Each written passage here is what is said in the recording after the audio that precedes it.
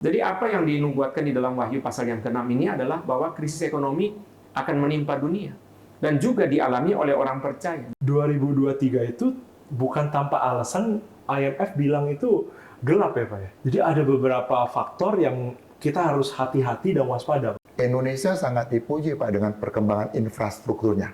Sehingga ketahanan secara nasional akan makin kuat karena ekonomi berkembang secara lebih merata ke seluruh daerah.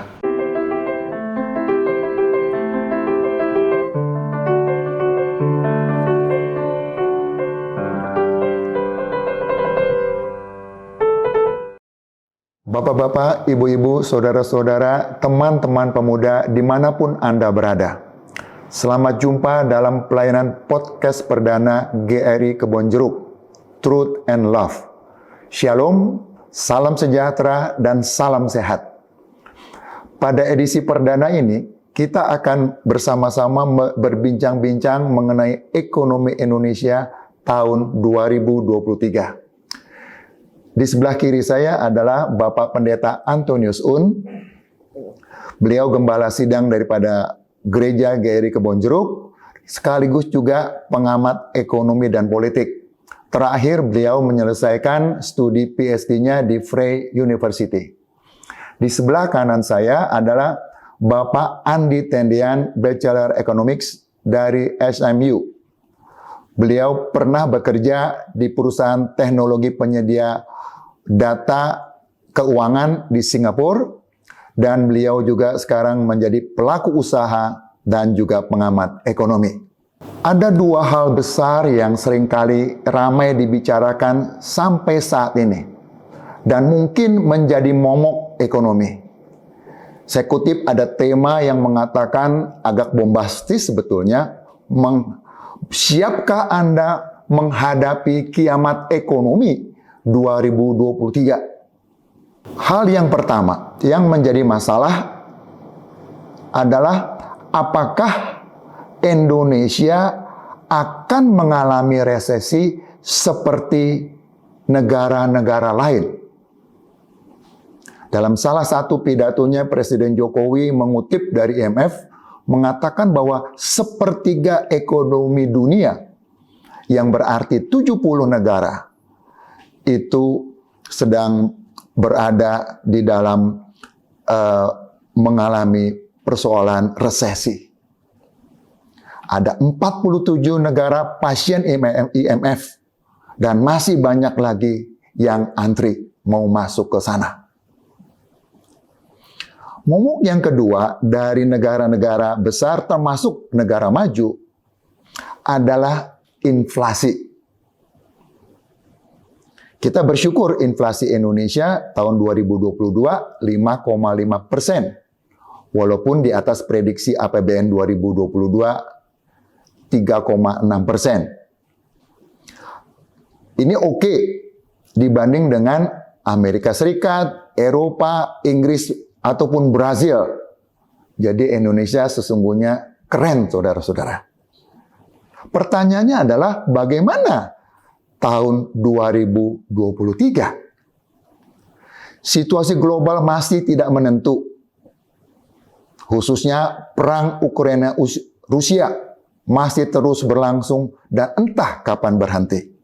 Baru-baru ini diberitakan Jerman setuju kirim tank Leopard. Dengan kata lain, akibat krisis pangan dan energi masih terus akan berlangsung. Masalah global lainnya adalah COVID-19. WHO mengatakan pandemi COVID dunia semakin terkendali. Restriksi terus diperlonggar. Tetapi faktanya WHO belum merubah status pandemik. Indonesia 1 Januari 2023 mencabut PPKM. Tetapi kalau kita melihat perkembangannya, kenyataannya masih terus di negara-negara COVID masih terus lumayan angkanya. Sebagai contoh, Amerika Serikat pada hari ini dikatakan 76.990. Average-nya adalah 49.245 itu kasus. Bagaimana dengan Cina? Cina, ada berita dari CNN dikatakan selama kurun waktu Desember, 8 Desember sampai dengan 12 Januari, di sana diperkirakan ada 60.000 kematian. Nah, mengapa ini kita bahas atau saya angkat? Karena ekspor non-migas Indonesia paling banyak ke Cina dan nilainya mencapai 63 miliar US dollar pada tahun 2022 di luar migas. Negara tujuan ekspor kedua adalah Amerika dengan nilai 28,3 miliar dolar. Sehingga mereka menjadi negara yang penting bagi tujuan ekspor kita. Nah, mari kita mendengar uraian lebih lanjut mengenai masalah ini dan kita mulai mengenai dari segi tinjauan ekonomi dari sudut pandang Alkitab. Apakah Alkitab ada berbicara mengenai ekonomi?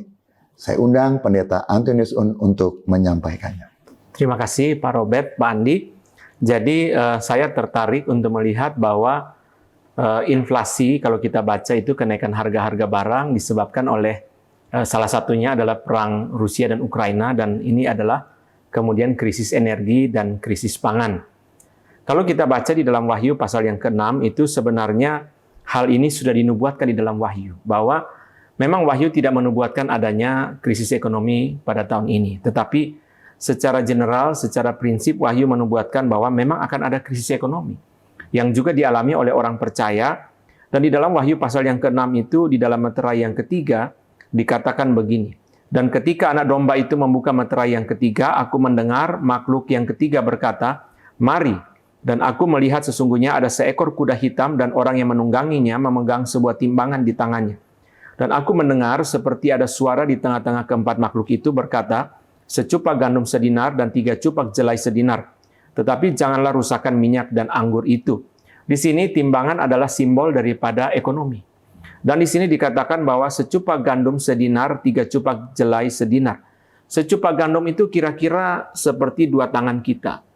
Lalu secupak gandum itu sedinar. Sedinar itu adalah upah kerja 1 hari. 1 hari seorang bekerja, dia hanya bisa membeli 1 cupak gandum yang dipakai untuk makan 3 kali untuk 4 orang. Sedangkan harga jelai, yaitu makanan hewan, lebih murah. Jadi apa yang dinubuatkan di dalam Wahyu pasal yang ke-6 ini adalah bahwa krisis ekonomi akan menimpa dunia. Dan juga dialami oleh orang percaya. Jadi kita perlu mempersiapkan diri sebagai orang percaya bahwa ketika kesulitan ekonomi itu terjadi, sangat mungkin juga kita alami. Nah, yang menarik sekali di dalam konteks krisis energi dan pangan ini, Wahyu pasal ke-6 berkata, tetapi jangan rusakkan minyak dan anggur. Firman Tuhan yang berkata, jangan rusakkan minyak dan anggur. Persis ini adalah energi dan pangan.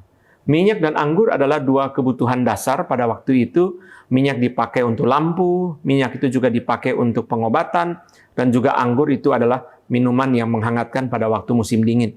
Jadi di dalam Wahyu pasal yang ke-6, ayat 5 dan ke-6 ini adalah satu pemeliharaan Tuhan bagi orang percaya. Bahwa orang percaya juga mungkin mengalami krisis ekonomi, mengalami resesi ekonomi, tetapi Tuhan memelihara orang percaya. Ketika Tuhan berkata, jangan rusakkan minyak dan anggur, artinya Tuhan memelihara kebutuhan-kebutuhan dasar yang diperlukan oleh orang percaya. Jadi Alkitab sesungguhnya, khususnya kitab Wahyu, sudah menubuatkan adanya apa yang di dalam kitab Wahyu dipakai adalah penderitaan ekonomi yang mungkin juga menimpa dunia, dan itu sesuatu yang berulang.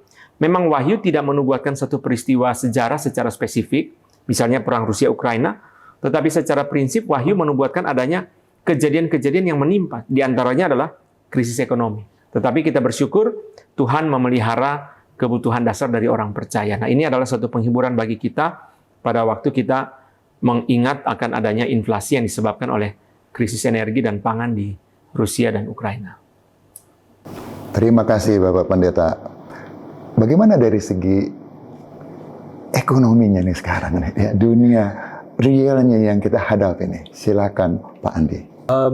Pertanyaan terbesar itu kan, apakah 2023 ini Indonesia masuk ke dalam resesi ya Pak? Ya? Itu pertanyaan yang paling besar, dan jawabannya itu bisa 2 sisi Pak.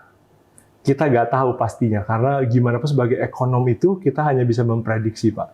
Dan pada saat ini, apa yang kita bisa prediksi itu Pak, Indonesia belum dikategorikan masuk ke dalam resesi untuk 2023 ini, Pak. Nah, penting yang kita sama-sama sebagai orang percaya mengerti itu adalah kenapa, Pak, kita bisa memprediksi seperti itu. Nah, mulai dulu dari definisi resesi, Pak. Definisi resesi itu adalah kegiatan ekonomi yang menurun secara drastis dan signifikan, Pak. Nah, cara mengukur tingkat kehidupan ekonomi suatu negara itu ada barometernya, Pak. Barometer yang kita pakai itu adalah GDP. Nah, bahasa Indonesianya itu sering dipakai PDB, Pak. Product Domestic Bruto. Kalau GDP, Gross Domestic Product kan. Nah, cara menghitung dari GDP dan PDB tersebut adalah rumusnya adalah C, Pak, yaitu consumption, konsumsi. Kita tambah I, yaitu investment, kita tambah G, yaitu government spending, dan kita yang ujungnya tambah NX, Pak, artinya net ekspor dikurangi impor kita, Pak. Nah, itu rumus sederhananya. Ya, dilupakan tidak apa-apa, tapi itu rumus sederhananya, dan yang kita bisa lihat, Pak, dari 4 komponen itu tadi, C, I, G, NX itu, Pak. Indonesia kita patut bersyukur, Pak, karena postur dari GDP kita itu yang paling besar itu yang C, Pak, yang consumption dalam negeri. Dan yang paling rentan terhadap resesi global itu, Pak, adalah yang bagian NX, yaitu yang net ekspor impor. Dan net ekspor impor kita sangat kecil. Sebagai gambaran kasar ya, Pak ya. Jadi C-nya itu lebih dari 50%, Pak. Sedangkan yang ini kurang dari 25%, Pak. Jadi kita bisa lihat yang paling mempengaruhi sebenarnya C-nya itu, Pak, konsumsi dalam negerinya kita. Dan banyak yang memprediksi itu kenapa kita takut sekali akan resesi ini, karena ekonomi dunia, Pak, terutama negara-negara maju dan yang besar-besar itu, kemungkinan besar mereka akan terjadi perlambatan ekonomi yang lumayan signifikan, Pak. Nah, kalau misalnya di luar sana banyak sekali yang ekonominya turun, otomatis permintaan mereka terhadap produk kita, Pak, ekspornya kita itu otomatis turun, Pak. Nah, bersyukurnya ekspor kita kecil, Pak. Jadi, ya kalau bahasa sederhananya, kita belum terlalu terkonek lah, Pak, dengan ekonomi luar negeri gitu, Pak. Jadi impact dari luar negerinya kita itu masih bisa dirasakan tapi tidak parah, Pak. Jadi yang penting itu kita mengerti di sini adalah apakah Indonesia akan resesi tahun 2023, Pak? Tidak. Tapi apa yang terjadi, kita akan namanya perlambatan pertumbuhan ekonomi. Jadi perlambatan pertumbuhan ekonomi maksudnya apa? Tetap tumbuh nggak? Iya, Pak, karena pertumbuhan ekonomi. Tapi apakah akan secepat tahun sebelumnya? Belum tentu, Pak, karena ada faktor-faktor eksternal itu. Nah, seringkali, Pak, yang orang-orang agak-agak paranoid itu, Pak, atau bahasanya fear mongering ya. Jadi yang paling heboh itu yang tadi kayak bahasa Pak Robert yang apa, Pak, kiamat 2023. Itu karena mereka itu fear mongering gitu loh, Pak. Biar banyak view, biar banyak apa. Tapi sebenarnya yang terjadi itu adalah seandainya kita nyetir mobil gitu ya, Pak. Pertumbuhan ekonomi kita anggap penyetir mobil gitu. Kita nyetir mobil dengan 60 km per jam, Pak, maju ke depan gitu ya. Nah, perlambatan pertumbuhan ekonomi maksudnya apa? Tetap maju, Pak, kita mobilnya, tapi dari 60 km per jam mungkin turun, Pak, jadi 45, jadi 40. Nah, kalau resesi itu, Pak, bukan dari 60 jadi 45 atau 40, Pak, kita malah ke gigi netral terus mundur, Pak.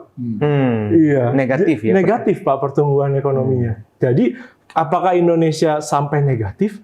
Saya rasa kita percaya dan banyak ekonom percaya konsensusnya belum, Pak. Atau tidak ya di 2023 ini, Pak. Dan yang paling menggembirakan atau yang paling menenangkan itu adalah karena GDP kita ditopang paling besar oleh konsumsi, Pak. Konsumsi dalam negeri kita, Pak. Nah, kuncinya di sini adalah apakah kita bisa bersama-sama menjaga kondusif gitu ya, Pak, negara kita, sehingga konsumsi dalam negeri kita nggak turun, Pak, malah meningkat untuk membantu menopang penurunan dari pertumbuhan ekspornya. Itu kuncinya apa, Pak Andi? Kuncinya itu di stabilitas, Pak. Di stabilitas. Dan juga yang kita bersyukur, COVID di negara kita sudah mulai terkendali, kan, Pak. Nah, jadi bagaimana kita bisa mengontrol kondusifnya negara kita dan juga COVID kita konten. Jadi mobilitas muter terus, Pak. Kalau mau mobilitas muter, Pak, otomatis konsumsi naik, Pak. Gitu. Ada satu hal lagi, Pak, yang lumayan kadang-kadang kan tergantung media dan ini ya, maksudnya yang dibicarakan umum, Pak. Sebenarnya Indonesia udah resesi loh, Pak. Tahun 2020, Pak. Waktu pandemi. Waktu pandemi, Pak. Nah, itu bukan dari 60 km jadi 45, Pak, tapi minus, Pak. Itu berlangsung berapa lama? Itu berlangsung selama 2 kuartal, Pak. Nah, itu Dua kuartal minus berarti 6 bulan. Iya, iya. Yang parah itu 2 kuartal, Pak. Abis itu mulai melanjak naik tuh, Pak. Tapi impact minusnya sebenarnya 4 kuartal, Pak. Tapi yang paling parah, yang kita semua merasakan itu ya yang 2 kuartal tersebut, Pak. Dan itu bukan cuma mundur, Pak. Nyungsep, Pak. Minus 5,32, Pak. Iya, itu yang awal-awal PSBB itu loh, Pak. Yang kita belum tahu nih COVID seperti apa ya impact-nya dan pengaruhnya gitu loh, Pak. Jadi kadang-kadang kita takut berlebihan, Pak. Karena kita nggak ngerti definisi resesi, impact-nya apa, pengaruhnya apa gitu loh, Pak. Padahal pas 2020, Pak, kita udah resesi. Tapi beritanya nggak kenceng, Pak. Kenapa? Karena cerita COVID. Lebih kenceng, Pak. Ya, sedangkan ini COVID udah agak turun. Nah, ini berita resesinya yang mulai nanjak. Iya, Pak. Tadi Pak Andi bicara mengenai stabilitas itu, Pak Robert, saya kira itu penting ya untuk memelihara konsumsi dalam negeri karena kalau kita lihat di dalam Alkitab itu firman Tuhan di dalam Roma 13 mengatakan bahwa pemerintah adalah hamba Allah untuk kebaikanmu. Nah, saya menafsirkan ayat ini sebagai peran pemerintah untuk kesejahteraan. Saya pernah membaca data di Kompas itu mengatakan bahwa pengaruh pemerintah untuk investasi, ya, kemudahan berusaha di satu negara itu boleh dibilang kalau kita melihat faktor-faktor yang menentukan itu mayoritas adalah berkaitan dengan pemerintah. Penegakan hukum, pajak, dan seterusnya itu infrastruktur ya. Jadi ini memang betul bahwa stabilitas ini penting dan kita percaya bahwa Tuhan mendirikan pemerintah salah satunya untuk membawa kesejahteraan, untuk kebaikan masyarakat. Nah itu sebabnya kita perlu mendoakan khususnya dalam konteks pemilu 2024 ini Tuhan membangkitkan pemerintah yang memang bisa mendatangkan stabilitas. Tetapi pada sisi yang lain kita sebagai masyarakat juga perlu memelihara karena kita kan di dalam tahun panas ya. Dalam tahun panas itu kita perlu memelihara situasi sebagai tanggung jawab kita untuk tidak mendatangkan kekacauan yang akhirnya juga sebenarnya merugikan kita secara ekonomi. Memang wujud konkret daripada stabilitas itu, Pak, sebetulnya di kita ini sekarang dikembangkan yang namanya ekonomi inklusif. Artinya pemerintah ini berstrategi meningkatkan kinerja perekonomian dengan perluasan kesempatan dan kemakmuran ekonomi serta memberi akses yang luas pada seluruh lapisan masyarakat. Data BPS menunjukkan, Pak, bahwa pemulihan ekonomi di tengah krisis ketidakpastian ini pemulihan ekonomi terjadi di semua daerah, Pak. Ya, bahkan di Kalimantan misalkan, itu pertumbuhan ekonominya 5,6. Di Sulawesi 8,2. Di atas rata-rata, Pak. Hebat. Papua sama Maluku 7,5. Di sana karena terjadi hilirisasi pertambangan yang mendorong ekonomi. Bali Nusa Tenggara 6,6. Jadi memang strategi yang dikembangkan oleh pemerintah, pemerataan dan sebagainya memang makin baik, Pak. Itu saya pikir kita juga patut syukuri sehingga ketahanan secara nasional akan makin kuat karena ekonominya berkembang secara lebih merata ke seluruh daerah Indonesia. Itu yang saya lihat dari segi data yang ada. Nah, Pak Andi belum jawab nih mengenai inflasi. Oh, inflasi. Gimana nih kira-kira? Ya, karena itu ya Amerika kelihatannya naik terus nih ininya nih ya, Fed-nya kencang nih mau naik suku bunga. Pertumbuhan dia secara diestimasi hanya 1%, Pak Andi. Pertumbuhan ekonomi Amerika. Iya, ya kan global hanya 2,7 ya. Nah ini gimana nih Pak Andi? Pengaruh ke Indonesia nih khususnya. Sebenarnya Pak, inflasi itu lebih sering dibicarakan, Pak. Kenapa? Karena angka GDP, angka PDB tersebut, Pak. Kalau kita ngobrol dengan khalayak ramai, Pak, kadang-kadang mereka tidak tahu angkanya, Pak. Betul ya? Terus, tapi kalau ngomongin harga cabai, harga makanan, harga rumah, harga jalan-jalan, tahu, Pak. Orang langsung, oh, inflasi benar ini ada. Ya. Nah, kita telaah lagi dari segi data ya, Pak. Ya. Nah, tahun 2022, inflasi kita itu sekitar 5,85%, Pak. 5,85%, hampir 6, Pak. Ini jauh lebih rendah dari Amerika dong. Jauh, Pak. Jauh. Karena Amerika itu sekitar 8, 9, Pak. Dan negara-negara tetangga kita, Pak. Contoh, kita ambil contoh Australia ya, Pak. Dia itu 7,8%. Kedengarannya, belum 10, Pak. Tapi secara rekor itu 33 tahun paling tinggi, Pak. Sepanjang sejarah mereka, 33 ini rekor paling tinggi. Itu Inggris Pak, 10 berapa persen, itu paling tinggi 41 tahun Pak. Nah, bagaimana Indonesia ya Pak ya? Nah, Indonesia itu 5,85% itu masih oke Pak. Tapi kita nggak mengecilkan angka ya Pak. Maksudnya rasanya berasa sekali Pak di masyarakat gitu.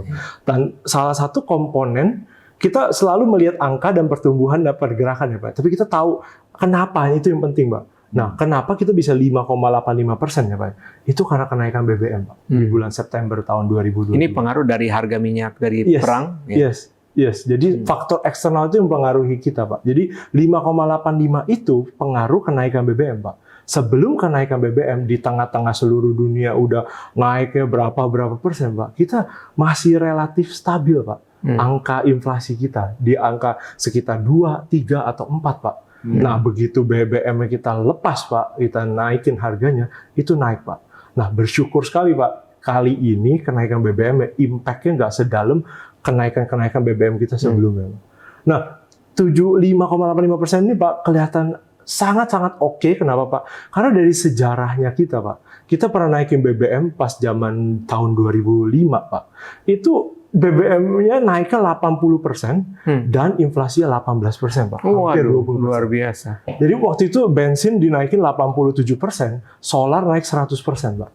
Wah, itu benar-benar 18% itu kita kalau pesan kopi aja mungkin pesan nambah lagi udah keburu naik gitu ya.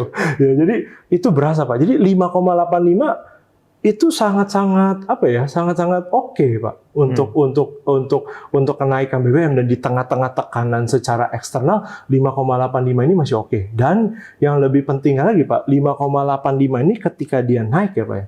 Tapi mereka udah ekspektasinya ke tahun 2023 ini udah stabil Pak. Beda 5,85 tapi ntar dia ekspektasi kuartal 1, 2, 3, 7, 8, 9. Wah, itu yang bahaya Pak. Tapi ini 5,85 oke, terus ekspektasi ke depannya melandai Pak. Jadi masih sangat-sangat oke untuk Indonesia Pak. Kita patut bersyukur sih Pak. Iya. Iya.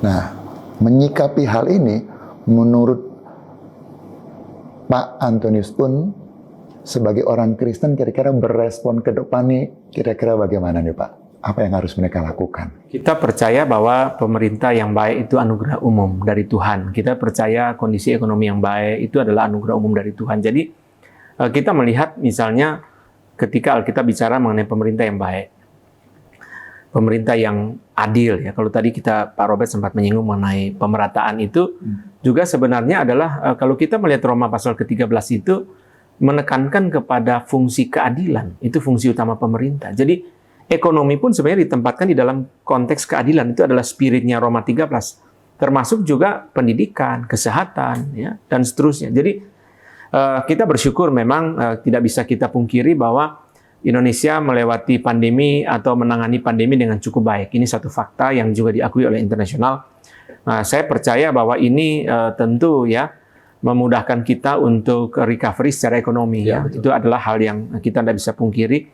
Nah, tetapi memang menurut saya bahwa kita di dalam waktu ke depan ini sebagai orang percaya, kita percaya bahwa Tuhan itu berdaulat atas sejarah. Kalau kita lihat, saya memulai tadi dengan kitab Wahyu. Kalau kita lihat kitab Wahyu memang dari awal itu dia menekankan hal itu. Tuhan adalah yang sudah ada, yang ada, dan yang akan datang. Krisis ekonomi datang dan pergi, resesi datang dan pergi ya.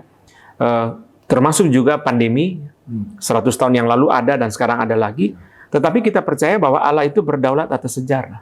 Dia yang sudah ada, yang ada, dan yang akan datang. Dialah awal dan akhir. Dia yang tidak bisa digeser oleh sejarah. Kita melihat bahwa kalau kita dengar tadi penjelasan Pak Andi itu konsumsi Indonesia.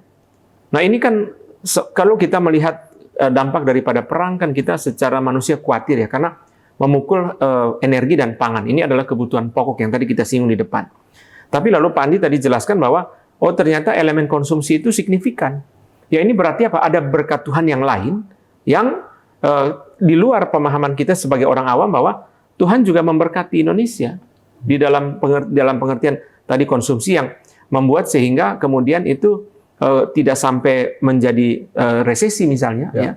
Nah ini hal yang kita syukuri ya, bahwa Tuhan memberikan misalnya, saya tidak tahu mungkin Pak Andi juga bisa jelaskan, penduduk yang banyak ya, daya beli yang baik, itu kan juga saya kira menunjang konsumsi, sehingga kita bersyukur ini bisa Tuhan pelihara. Nah, saya ada satu pertanyaan kepada Pak Andi. Apakah pengaruh dari krisis energi ini mempengaruhi kenaikan harga batu bara, sehingga kemudian itu memelihara ekonomi kita, atau bagaimana, Pak? Jadi krisis energi itu kan disebabkan oleh perang Rusia dan Ukraina ya Pak. Dan kenapa disebut krisis energi Eropa Pak? Karena ketergantungan dari Eropa terhadap sumber energi yang berasal dari Rusia Pak. Dan akibat embargo dan sebagainya, akhirnya mereka harus mencari alternatif kan Pak. Nah, salah satu alternatif yang paling murah dan cepat walaupun diperdebatkan gitu ya, itu adalah batu bara Pak. Jadi batu bara itu adalah harganya naik Pak, dan Indonesia salah satu produsen terbesar. Itu yang pertama Pak. Yang kedua adalah untuk negara-negara Eropa Pak. Mereka itu kalau masak Pak, pakai minyak dari biji bunga matahari Pak. Salah satu produsen terbesar adalah Ukraina dan Rusia tersebut Pak. Dan dua-duanya lagi perang, jadi mereka krisis juga nih Pak buat minyak goreng ya. Nah, alternatif lagi Pak yang Indonesia punya adalah CPO kita Pak, minyak sawit kita. Otomatis harganya juga naik Pak. Dan dua komoditas ini adalah komoditas idola kita kan Pak. Banyak sekali yang berusaha di bidang itu Pak. Dan itu otomatis mendongkrak pendapatan kita juga Pak. Kalau bahasa ekonominya itu mereka pakai windfall profit Pak dalam terms ekonominya. Kalau bahasa Indonesia sehari-hari ketiban durian runtuh kita. Ya, jadi dari 2022 ini kenapa kita masih baik sekali pertumbuhan dibandingkan negara-negara lain, dan dari segi APBN Pak, kita juga baik sekali Pak. Dan itu semua karena kenaikan harga itu Pak. Sedikit banyak ya Pak kita bicara soal APBN ya Pak.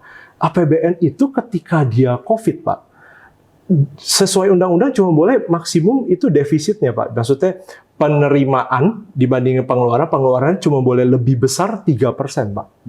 Tapi ketika COVID, kita undang-undang darurat Pak, ada perpu gitu ya, dikeluarin boleh Pak lebih dari 3%. Tapi dalam recovery period nanti Pak, sepanjang 3 tahun atau 4 tahun harus di bawah 3% lagi Pak. Nah, pas lagi COVID minus 6 tuh Pak, 2020 ya. Kita kasih bantalan sosial, terus juga penurunan pajak itu signifikan, jadi minusnya 6%. 2021 mulai mengecil, Pak. Dan 2022, Pak, padahal ini belum waktunya ya kita harus di bawah 3%. Kita terakhir itu ditutup minusnya cuma 2,38%, Pak. Kebanyakan datang dari mana? Kebanyakan datang dari penerimaan pajak dari ekspor batu bara kita, ekspor CPO kita juga gitu loh, Pak. Ya, tapi dari windfall profit tersebut adalah Pak, maksudnya ekses negatif atau negatif side effect ya Pak. Ya, tapi bersyukur kita masih bisa tangani tersebut Pak. Contoh kelangkaan minyak goreng dan yang lain sebagainya itu Pak. Itu kan juga side effect dari ekspor CPO kita kan Pak. Nah, terus yang menarik lagi nih Pak ya. Yang menarik lagi windfall profit tersebut Pak. Ini sangat menggoda Pak sebenarnya. Karena ketiban durian runtuh, bukan kita yang berusaha, kita nggak inovasi, kita nggak ngapa-ngapain, tapi kita ketiban durian runtuh. Nah, pertanyaannya sebagai government yang adil tadi, Pak, yang Pak Un ceritakan itu, mau diapain nih windfall profit tadi, Pak? Windfall profitnya mau diapain? Mau dipakai sebagai subsidi terus-menerus, karena kan kenaikan harga BBM dunia menaik nih, Pak, sedangkan harga BBM kita tahan terus kan ya. Itu kan otomatis butuh uang tuh, Pak, buat subsidi rakyat kita membeli BBM ya, Pak. Nah, apakah mau diterusin buat subsidi? Udah besar, atau kita alihkan ke tempat lain yang lebih produktif? Nah, itu pertanyaan sebagai government itu menarik sekali Pak, windfall profit gitu. Memang saya lihat Pak Robert, Pak Andi itu bahwa tadi kan kita, jadi dijelaskan begini kan kita jadi mengerti anugerah umum itu ya. Tadi kan CPO ya, minyak sawit sama batu bara. Ini kan sesuatu yang sebenarnya Tuhan kasih kepada bumi kita ya, yang membuat kita harus melihat dan bersyukur. Tetapi kita juga melihat bahwa Tuhan Yesus mengajarkan kepada kita satu sikap untuk berhitung ya. Memang Tuhan beri kepada kita hikmat bijaksana. Yang tadi Pak Andi bilang kan, berkat durian runtuh ini, saya kadang-kadang secara awam sebut sebagai fenomena batu aki atau fenomena ikan koi yang harga tiba-tiba mahal ya, lalu kemudian tiba-tiba turun, lalu kalau ekonomi rumah tangga bergantung ke situ kan, lalu nanti wah hancur semua. Saya pernah ditawari orang batu aki 1 karung. Setelah harganya anjlok, Pak mau beli batu aki nggak? Saya tanya berapa harganya? 200.000. Saya bilang, Pak, apa saya mau makan batu aki, Pak? Kok begitu banyak gitu? Nah, ini kan memang mesti hati-hati ya. Tadi Pak Andi bilang kan, pemerintah harus pakai itu untuk apa? Kalau tidak berhati-hati kan ini bahaya. Nah, mungkin Pak Robert dari sisi Bapak sebagai akuntan, sebagai orang dari dunia akuntansi itu, kita ini sebenarnya menghadapi situasi perubahan ekonomi seperti begini itu dari sisi keuangan pribadi itu bagaimana? Barangkali juga menjadi pertanyaan dari teman-teman ya. Iya. Memang juga nanti saya mau singgung ke Pak Andi nih, UKM Pak. Itu salah satu kelihatannya jalan keluarnya. Karena apa? Karena kalau kita melihat data dari angkatan kerja kita Pak, ya itu yang berlatar pendidikan akademi ataupun universitas yang masuk ke angkatan kerja itu hanya sekitar 15%, Pak.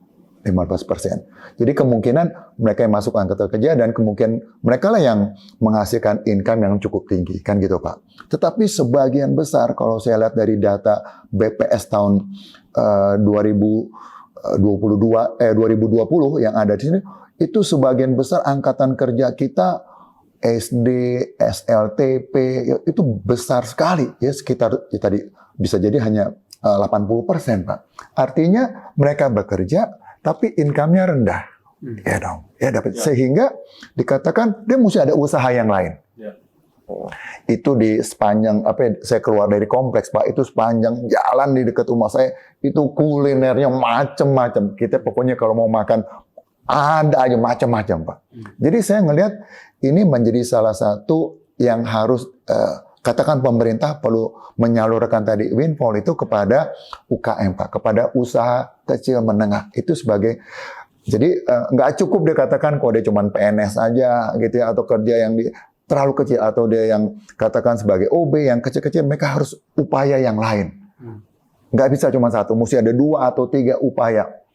Nah itu di kampus saya, Pak, itu mereka pagi kerja karena di kampus dia kerja di Salemba gitu kan, kemudian malam dia kerja di kampus Depok gitu untuk melayani yang di sana. Itu jadi dia mesti 2, Pak. Dan itu saya pikir nggak ada jalan yang lain. Situasi ini ya masih bagus bisa dapat kerjaan, betul kan? Ya. Dan kalau lihat dari segi pemerintah memang belanja ke daerah itu tetap tinggi, Pak. Saya lihat di dalam rencana APBN 2023 itu belanja ke daerah juga tetap tinggi. Artinya itu faktor G yang Pak Andi bilang tadi ya, government punya itu ya. Kemudian yang dana 1 miliar ke desa itu juga kelihatannya terus ya pemerintah salurkan. Sehingga katakan tadi wong cilik nih, orang-orang yang katakan penghasilannya kecil gitu ya, mendapat tambahan income dari katakan mungkin UKM. Nggak tahu gimana Pak Andi?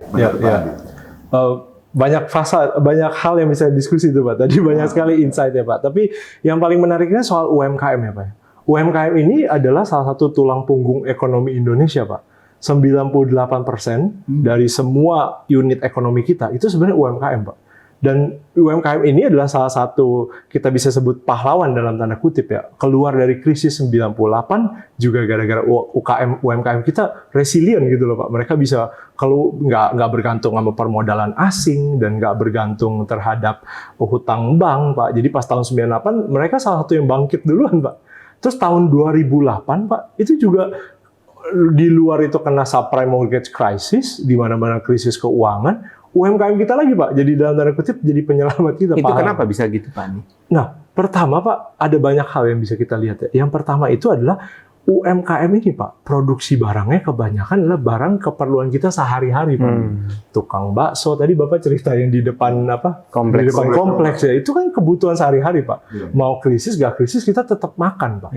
Terus dari suplai bahan baku, Pak. Itu pedagang-pedagang itu saya yakin nggak ada impor, Pak. Impor pun mungkin dari distributor ya. Jadi mereka benar-benar lokal gitu loh, Pak. Terus yang ketiga juga mereka itu nggak bergantung sama permodalan perbankan, Pak, secara modern ya. Maksudnya mereka masih permodalan sendiri. Jadi kecil, jadi kalau ada perubahan signifikan, ada shock dari eksternal faktor, Pak, mereka geliatnya enak gitu loh, Pak, cepat gitu. Dan itu yang salah satu menjadi kekuatan kita.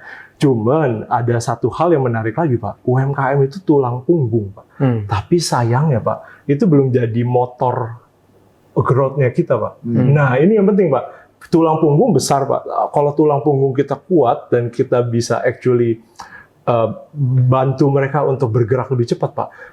Itu tulang punggung yang menjadi motor, Pak. Wah, luar biasa, Pak. Ekonomi kita bakal cakep banget lah, Pak. Itu bakal cakep banget. Apa yang pemerintah mesti lakukan? Yang pertama-tama, yang sekarang tantangan yang saya lihat, Pak, sebagai pelaku usaha sendiri itu gimana kita berubah dari yang tradisional jadi digital, Pak. Iya, itu penting sekali sih, Pak. Maksudnya kalau kita pengen lebih efisien, kita pengen lebih cepat, kita pengen lebih dinamis ya. Kita nggak ngomong bersaing secara eksternal dengan ekspor atau impor ya, Pak. Tapi kan itu banyak sekali ya kos-kos yang sebenarnya bisa dipotong, Pak. Ya, biar efisien, kita ya, bisa udah pasti, efisien. ya. Kalau UMKM kita bisa go digital ya, Pak ya, itu efisiensinya bakal jadi value yang wah, itu luar biasa cakep, Pak. Nah, gimana perannya negara atau perannya pelaku-pelaku usaha juga bisa membantu tuh, Pak, digitalisasi, Pak. Yang sederhana lah, Pak. Maksudnya dari banyak sampai sekarang walaupun sudah banyak ya, Pak, yang kita temui sehari-hari udah masuk GoFood belum, Pak, UMKM-nya. Ya udah banyak, Pak, tapi masih banyak juga yang belum, Pak. Ya, maksudnya digitalisasi terus juga bagaimana mereka pendanaannya atau sebagainya gitu loh, Pak. Karena jadi, platform sekarang kan banyak ya. banyak, Pak. GoFood, GrabFood, Shopee dan sebagainya. Iya. Nah, saya kalau dari sisi saya orang awam, Pak ya, saya tanya kepada Pak Andi sama Pak Robert, kita ini kan tadi dengar Pak Andi kan kabar baik ya, kita akan perlambatan tidak masuk ekonomi sekalipun tidak masuk resesi sekalipun perlambatan. Jadi kita ini secara personal tuh mestinya nabung, boros atau bagaimana nih, Bapak-bapak berdua? Iya, kalau saya angkat tema APBN 2023, Pak, dia judulnya adalah peningkatan produktivitas. Jadi kalau saya tarik kepada UMKM ataupun pelaku-pelaku bisnis gitu ya, maka dia harus meningkatkan produktivitasnya. Nanti saya mau balik nanya kepada Bapak nih, bagaimana pandangan Alkitab tentang produktivitas nih, Pak? Ya, tetapi ini saya pikir betul sekali tema ini ya mengangkat bahwa usaha-usaha yang sudah ada harus makin efisien. Indonesia sangat dipuji, Pak, dengan perkembangan infrastrukturnya. Ya, dibandingin dengan negara yang lain. Itu ada studi Saudara Feriko membuktikan akan hal tersebut. Nah, jadi ini sarana untuk ini sudah makin bagus sehingga logistik dan sebagainya bisa berjalan dengan bagus. Maka tadi pertanyaan bagaimana nih meningkatkan produktivitas di semua area. Termasuk juga katakan yang PNS nih. Bagaimana dia bisa bekerja semakin produktif.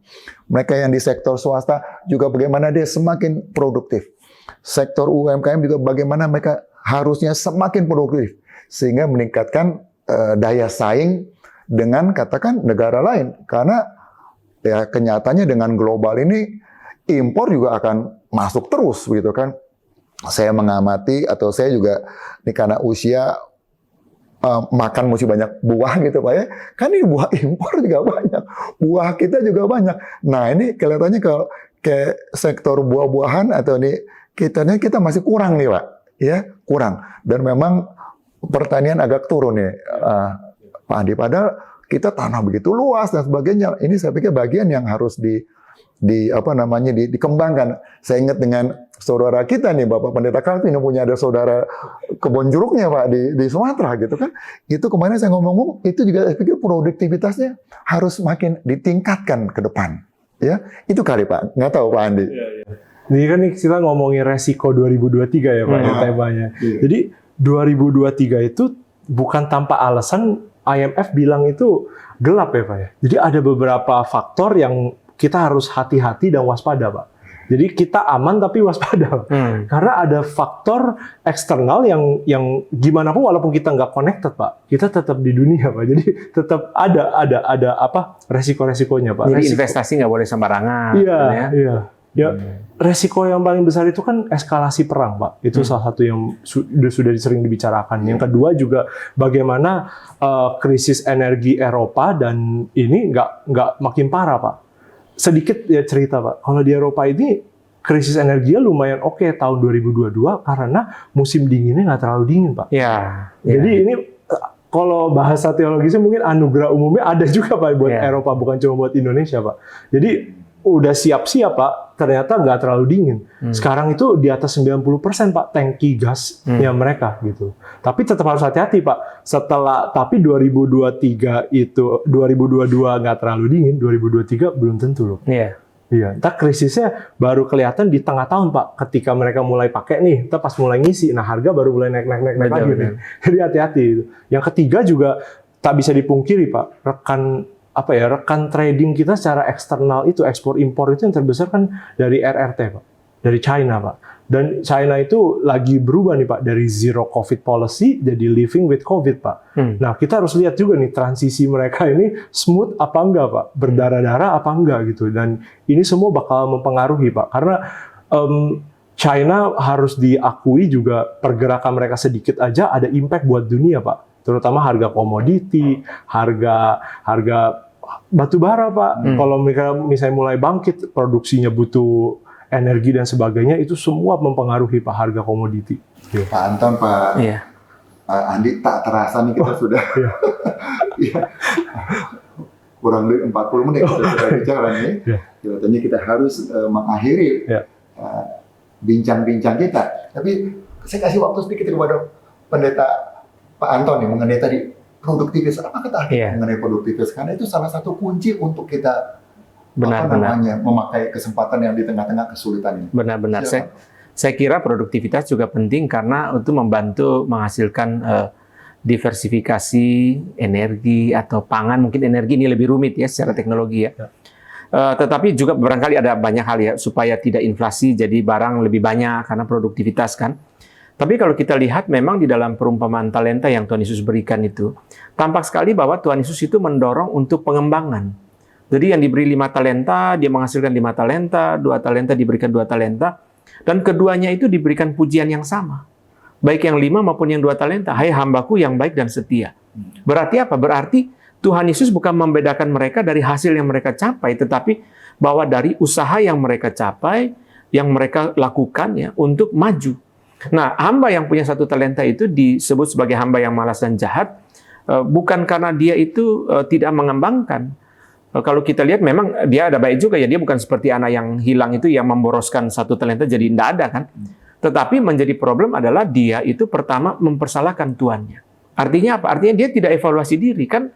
Orang itu mencapai produktivitas kalau dia evaluasi diri kan. Apa yang saya mesti perbaiki? Tadi Pak Andi bicara efisiensi, misalnya go digital supaya lebih efisien kan. Misalnya itu kan juga salah satu langkah yang ditempuh.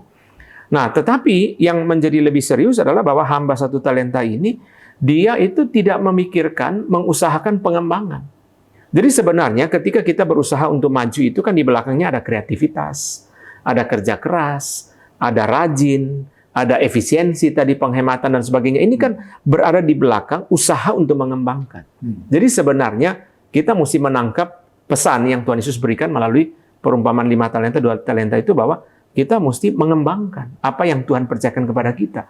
Jadi tidak berhenti hanya sampai pada level tanggung jawab, tetapi mengembangkan. Sehingga itu bisa memuliakan Tuhan dan memberkati orang lain. Secara ringkas misalnya apa? Ketika usaha dikembangkan, lapangan pekerjaan menjadi lebih luas. Kita memberkati orang lain melalui lapangan pekerjaan dan seterusnya. Saya kira itu, Pak. Baik, terima kasih Bapak Antonius Un. Dan terakhir, mungkin closing remarks ya dari Pak Andi dulu. 1 menit. Ya, mungkin sebagai pelaku usaha kita juga cemas-cemas sedap sih Pak tahun 2023 ini. Tapi kita melihat ini sebagai suatu titipan dari Tuhan kan. Prinsipnya dari kita cuma steward Pak, apapun yang Tuhan berikan. Jadi dengan pengetahuan yang ada itu gimana kita tetap waspada tapi juga percaya akan pimpinan Tuhan Pak. Karena kan ini usaha juga Tuhan yang kasih dan dititipkan untuk kita jaga gitu loh Pak. Kalau bukan punya kita, ada baiknya kita mempercayakan dia yang kontrol, tapi ada baiknya juga kita yang jaga Pak. Oh ada resiko-resiko ini kita jaga. Itu aja sih Pak dari saya. Bapak Pendeta Anus? Iya, saya ringkaskan kalimat Pak Andi tadi. Jadi jangan khawatir, tapi jangan sembarangan. Beriman, tapi bertanggung jawab. Jadi saya kira ini adalah 2 hal yang kita lakukan di dalam menghadapi tahun ini. Baik, Bapak Ibu Saudara sekalian, kita akhiri bincang-bincang ekonomi pada hari ini. Sampai jumpa di episode berikutnya. Saya Robert Tobing. Terima kasih kepada Bapak Pendeta Antonius Un. Terima kasih kepada Bapak Andi Tendian.